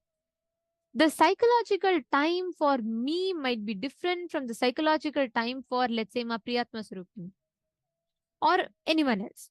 Let's say psychological time for a rishi who sits unclutched.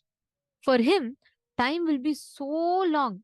In Hindu Puranas, if you read, they'll say so many beings who have lived for 100 years, 12,000 years, 13,000 years, even a normal king like Yayati, they say he lived for more than like millions and millions of years he's been living. They say he's lived for 100 crore years, right?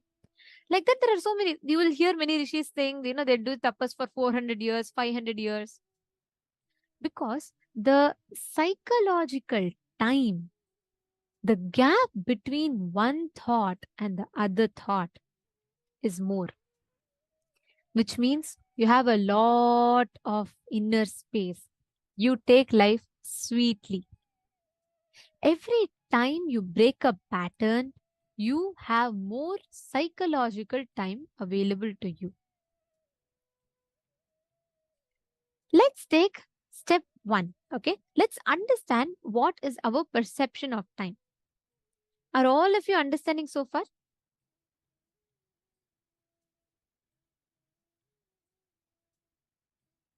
Okay, Ma Priyatma Sarupini, how you're asking a very beautiful question. You're asking how expanding my psychological time will reflect in chronological time. Can you please make me understand? Very beautiful question. I'll answer this for you. Have you ever experienced this? How many of you have experienced this? Where you will come to work, you will sit in front of the computer. You will also feel like last 2 hours I have been occupied. I did not waste time. I did not chat with anyone. I did not do anything. I have been in front of computer. I have been moving from one window to the other. But if someone asks you what you did, you will feel like, how come no work has happened? There's nothing for me. I don't even know what I did. How many of you have experienced that? How many of you, especially if you're working, if you're, if you're in your business field or you're studying, surely you would have experienced this. How many of you have experienced it? You sit in front of the computer or you sit in front of the book and you read. You just feel like you're trying to learn, or you're trying to finish your work. Time passes, hours go by. But you'll feel end of the day, what did you do so long? How come nothing happened? Linyangaya, Everardo Alfaro Aya, Satyojata Shivamaya. How many of you are understanding this? How many of you have experienced this?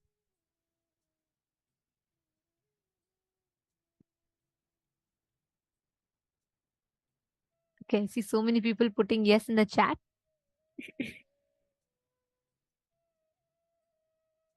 Okay, understand, this is the exact same principle you need to apply.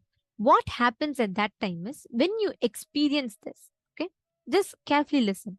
You sit in front of the computer, you're moving from one tab to other. Chronological time is same.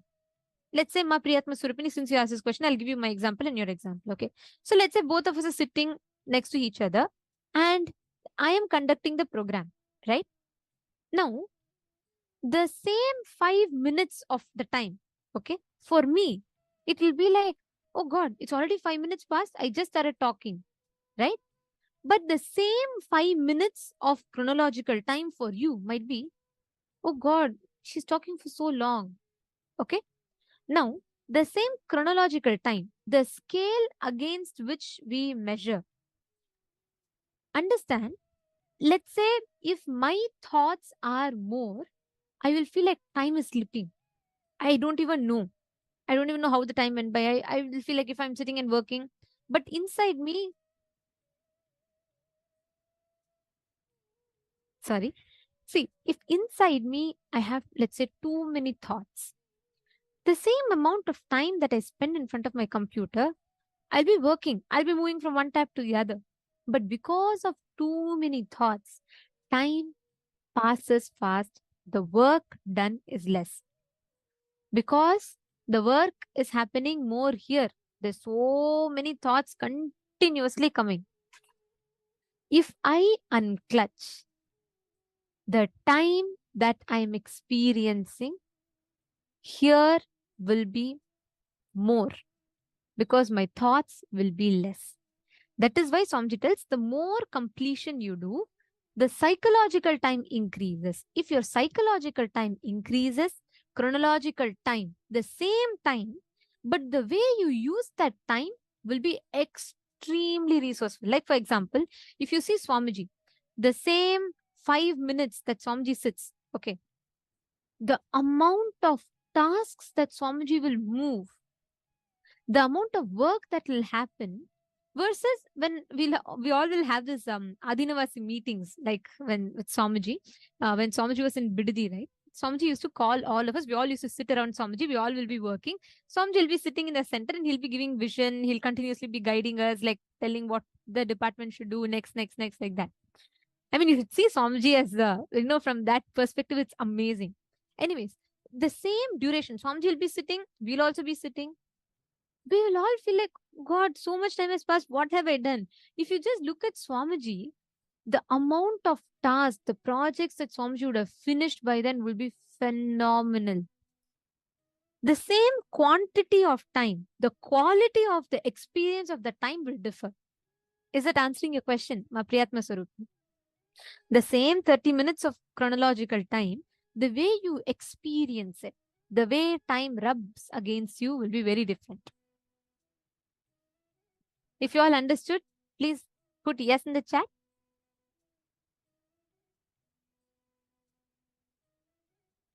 Excellent.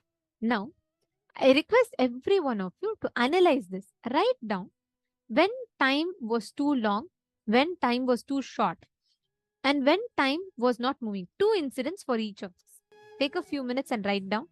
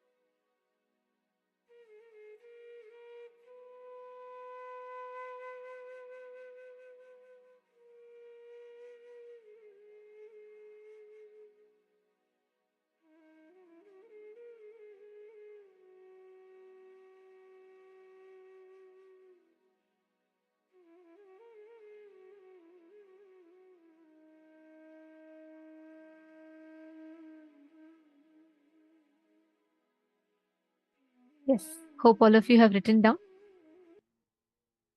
Now, please understand how time occurs to you, what you experience as time and life.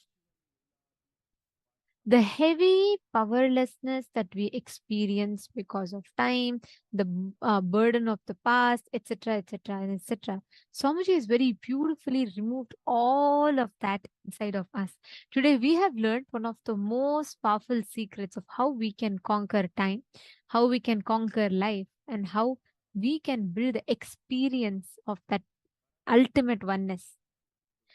Today, all of us are going to be having the initiation, receiving the initiation of going beyond the time loop, going beyond the bondage of time. Like Swamiji is very beautifully explaining to all of us today, right? About how the Paramatma, the Paramahamsa bird flies. When a swan is flying in the sky and its reflection falls in the pond, even if you throw stones at the pond, the reflection, it will not affect the swan. Same way, Paramashiva, we are all the reflection of that ultimate consciousness. He sits in the center of the whole universe and reflects himself from every being. And we are not the reflection, we are the source of the reflection. If you associate yourself to the source of the reflection, you will never be inflicted with pain and suffering.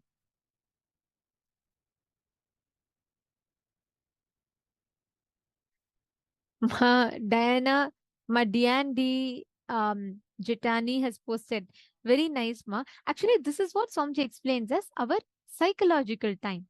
The chronological time unit against which we measure is same. The psychological time, the using what we experience, how we experience, like you're describing, right?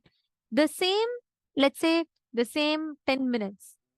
For me, the experience went, oh my God, time passed 10 minutes. How did it go so fast? But for another person, maybe it's like, God, this time is not moving at all. How is it so boring? Why is it so boring? Now, the same subject, the reality, the objective reality called the chronological time, will give a different subjective experience to each of us. That because the psychological time that we have, which is a gap between one thought to another thought, plays a major role in deciding your experience of chronological time. That's why when Ma Priyatma Surupni was asking, how does changing in psychological time reflect as, what is the use of it in chronological time? This is the exact use.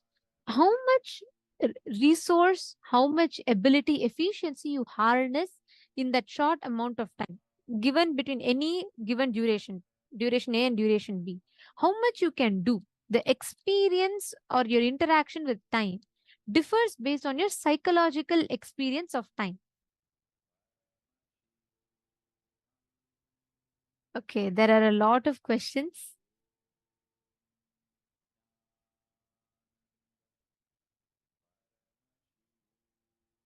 Okay, Ma Mallika is asking, what are Dhyana Shlokas? Dhyana Shlokas are the sacred mantras that describes a particular form of that deity. Let's, for example, if we chant Devi Dhyana Mantra, that describes the form of Devi Parashakti, and the each time, whenever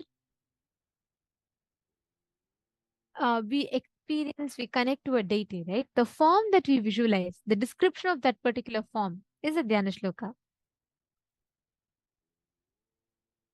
Okay, now it is time for all of us to get ready for the darshan. If any of you have not finished writing, please quickly take a few minutes and finish. And we will now be getting ready for receiving the initiation and darshan. I request all the participants to please come and settle down. Please be seated in front of the camera.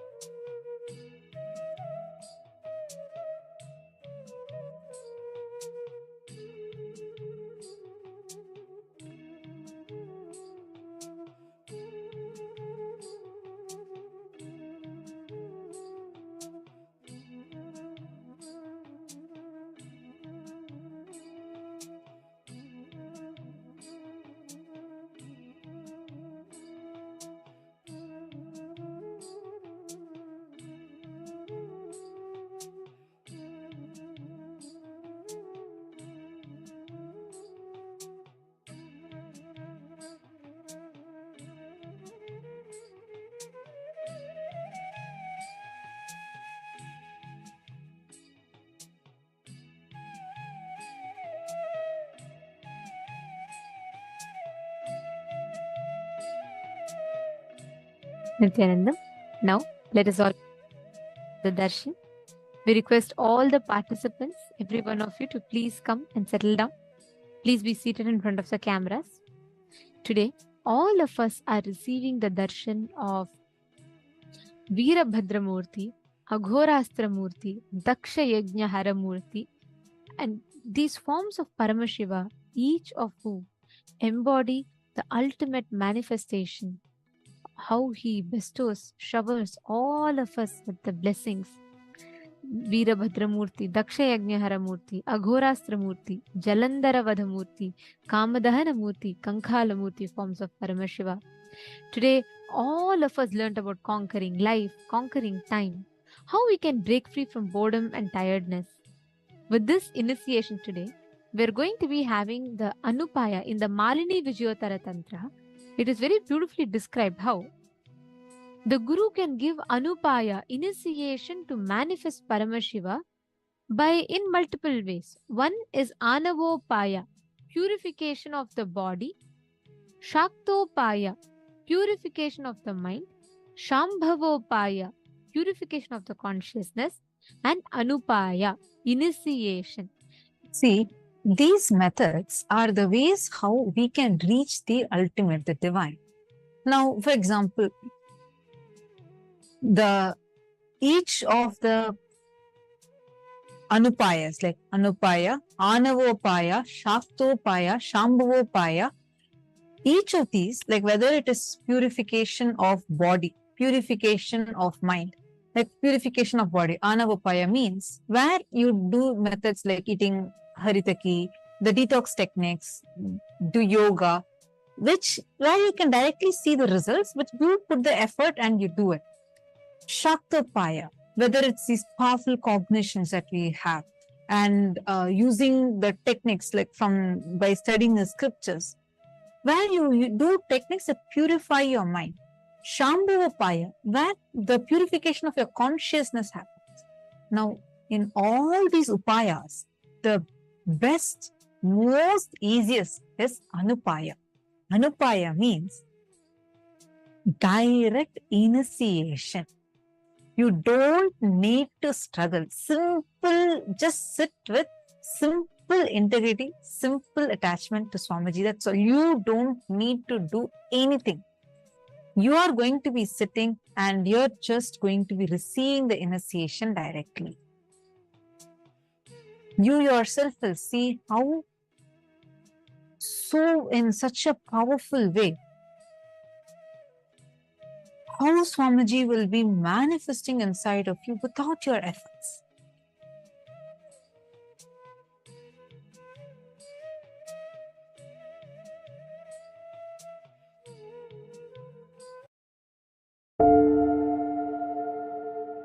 Every war, it's children who suffer the most. And that is tragically true today. Following days of bombardment and cuts to all supply routes, children and families in Gaza, they've practically run out of food, of water, of electricity, of medicines, and of safe access to hospitals. Gaza's sole power plant ran out of fuel on Wednesday afternoon, shutting down electricity, water, and wastewater treatment. Most residents of Gaza now can no longer get drinking water from service providers, or indeed household water through pipelines.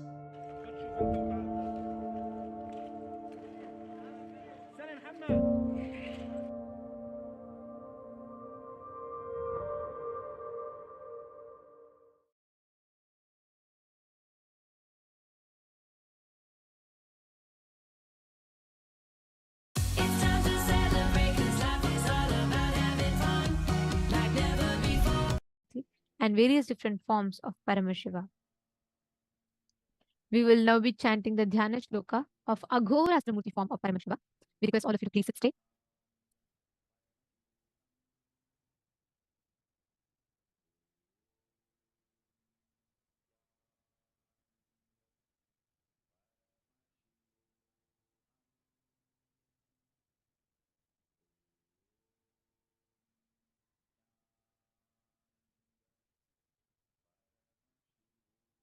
तेष्वघोरानुरत्यन्त दोषघ्न कृष्णवर्णभाक् व्यालबद्धजटाजूट कपालदलमण्डितः सुरपिङ्ने क्षणोत्यन्तं श्वेतदंष्ट्रसमन्वितः चन्द्रचूडो विशालास्यो नागयज्ञोपवीतवान् महाकायो महादंष्ट्री किङ्किन्नरवंश्यं युतः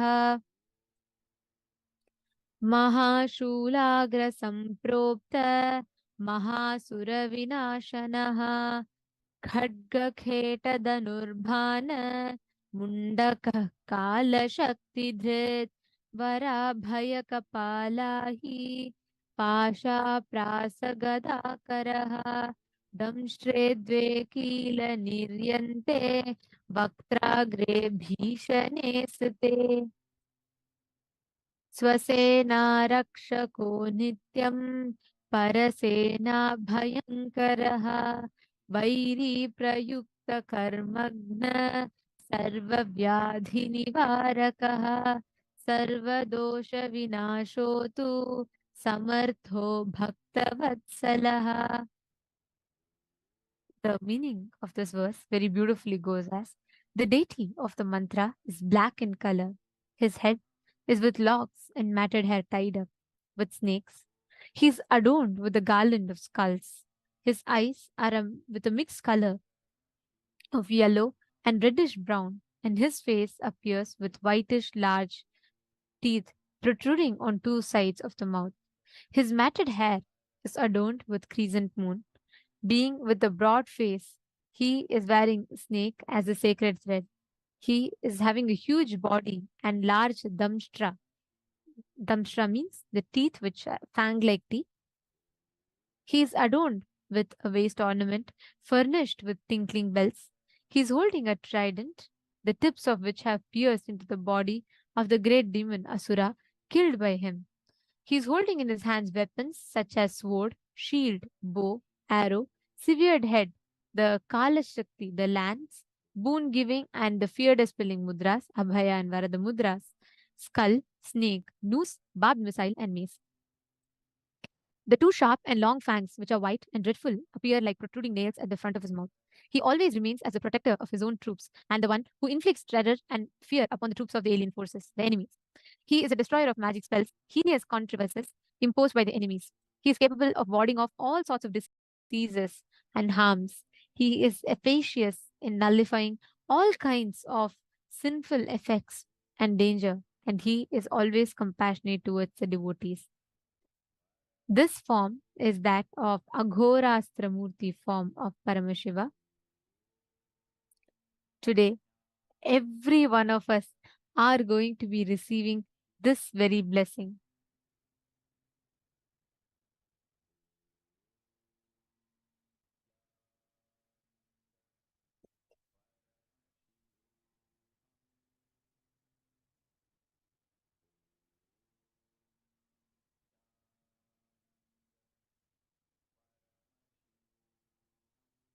Darshan today, we request every one of you, anywhere in life, you feel time is an obstacle, you feel bored, tired, you want to have breakthrough in some aspect of your life, just connect to this form of Swamiji's.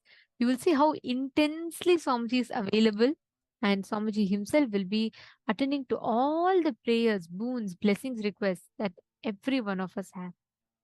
And all of you understand like how today Swamiji was revealing to us, right? It is that ferociousness that has the capacity to break the time layer, not anger. Ferociousness. Swamiji gave his own examples. And also the example, like how when Swamiji missed the Arati,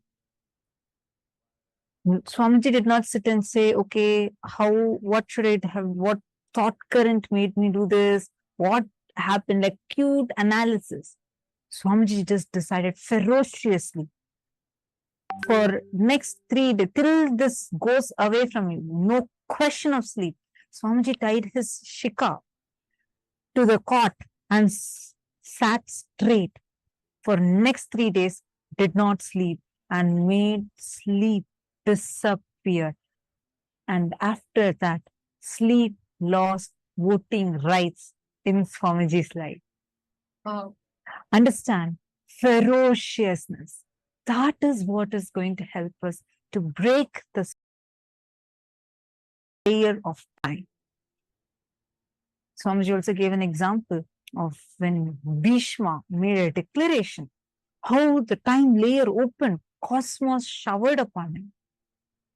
The example of Swamiji, from Swamiji's own life, all of us can relate to that more, and we can be able to understand how one day, few minutes late for Mangalarati, Swamiji did not say that, oh God, why I missed? Oh, I should keep an alarm. I couldn't wake up. Someone should have woken me up. Nothing of this sort of language that all of us use. Swamiji didn't use that. Very powerfully. What did Swamiji do instead? Take a moment, you all can type. What did Swamiji do instead? Decided ferociously. If the sleep was obstacle for me to go to Mangalarati, let sleep just disappear. And did not even just say it. Swamiji tied his shika. Shika is the hair that's right here. Swamiji ferociously tied his shika to the cot so that even slightly, even dozing off does not happen, and broke the time layer, broke sleep, broke tiredness. That is why you will never, no matter what, never ever you will even find this factor of sleep, tiredness, boredom. Never. There are instructions, actually, the guidelines that Swamiji gave in 2007, 8, 2009, like for example, simple example. How in 2009, Swamiji gave detailed instruction to the Annamandir team, where Swamiji himself personally goes and monitors, ensures whether the tap is working or not for Tiruvannamalai Annadam. Till date, it's 2023. Even now, Swamiji does the exact same thing. And in fact, Swamiji checks virtually, goes and checks whether the place where people are sitting is proper, micromanages to the extent whether the plates are kept in a proper way, how many number of plates are there, how many dishes are being served, whether the vada that is being served is hot or not, to that micro detail. What Swamiji started in so many years back. If all of us would have had even one project, you look, take any project you started. If you felt, I've already educated my team regarding this. Again, they failed in this, they didn't do it properly, we would give up on it. But either like just fire those employees or, just break the whole team, the whole work. Exactly. And not just that, so beautifully, Swamiji does not just say, okay, I will not give up on it. Intensely, with the same enthusiasm, same excitement, no tiredness, no boredom. Swamiji does not say, I have already repeated this exact instruction to this exact same person. For last 10 years, I have been telling, still this person is not doing. Swamiji doesn't say that. Again, Swamiji will patiently explain how it needs to be done and ensures that it is done, and only intensifies it more. That's why today it is Kailasa is the only place in the whole world that does not just Annadan, serving of food, but the serving of food itself as Aushadha Annadan, where the food itself is the Ayurvedic food, where just by eating it, you will be healed of so many disorders. That food that is procured and cooked in a very organic, sattvic way, energized spiritually by offering it to the deities. And after all these, it is served hot to the people, to the devotees that come to Tiruvannamalai temple.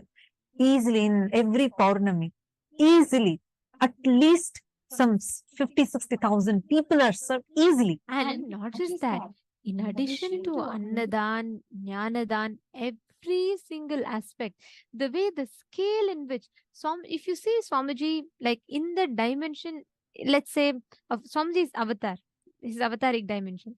But in a normal human scale, if you measure Swamiji's individual life, you will see how in every aspect of life, Swamiji never gives up. Swamiji can never ever be tired of life. You will see he would have just finished like some 16-hour long session, darshan. Swamiji will continuously be sitting. Right after that, Swamiji will get up, go to the rounds of the campus. There is no dictionary, like, the word called tiredness and boredom does not exist in Swamiji's dictionary. How many of you have attended physical programs and you have seen that actually Swamiji will be sitting and conducting the sessions, and in between Swamiji will give a break. All the participants will go for a snack break, a restroom break or lunch. But you would see Swamiji will be again sitting there in the middle of the hall, sitting and conducting the Adinavasis meeting, talking to the Adinavasis, sannyasis. And right after that, sometimes the darshans will go on till it will start at 7 p.m. and it will go on till 12, 1, 2, sometimes 3 a.m. in the morning. Right after that, you would actually see Swamiji walking around in the campus. You'd be like, God, from where does Swamiji get that energy? And who all have attended programs like Sadashivoham, Mahasadashivoham? Because these are where, like, I personally saw, whether it's Kumbh Mela, Sadashivoham, Mahasadashivoham, the crowd would be enormous. But the same smile, compassion, with which Swamiji would have started as the first person, till the 1,000th participant that is coming and receiving the darshan he'll come, he'll get their letter, he will read. Swamiji would not even move out of the simhasana. Even for a minute, Swamiji would not even move. It will go on for 5, 6 hours, 7 hours. It will just go on. Swamiji would not even move away with the same love, even without a smile reducing even a little. With that same compassion, Swamiji will read that entire letter. Sometimes we all know, we all write some 4, 5 pages of letter to Swamiji, and Swamiji will attend to them, bless them, give them the darshan. See, that intense involvement, extreme activism. I see many of you saying, yes, I remember. Yes, ma. Yes. He did not go to sleep at all. Absolutely. See, that how Swamiji is, that sleep lost its voting rights in his life. The tiredness, boredom does not even exist, which is why it's been more than a decade.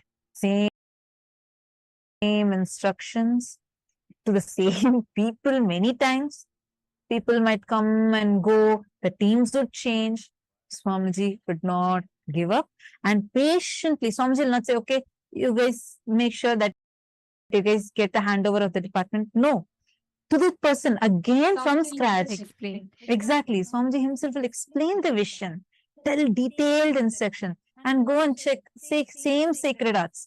For last so many years, Swamiji will still go and check deities are carved properly. If it's not, oh, this part needs to be carved properly. This area needs to be kept clean. In that micro detail, Swamiji would actually be guiding, doing, and will be on ground for the work.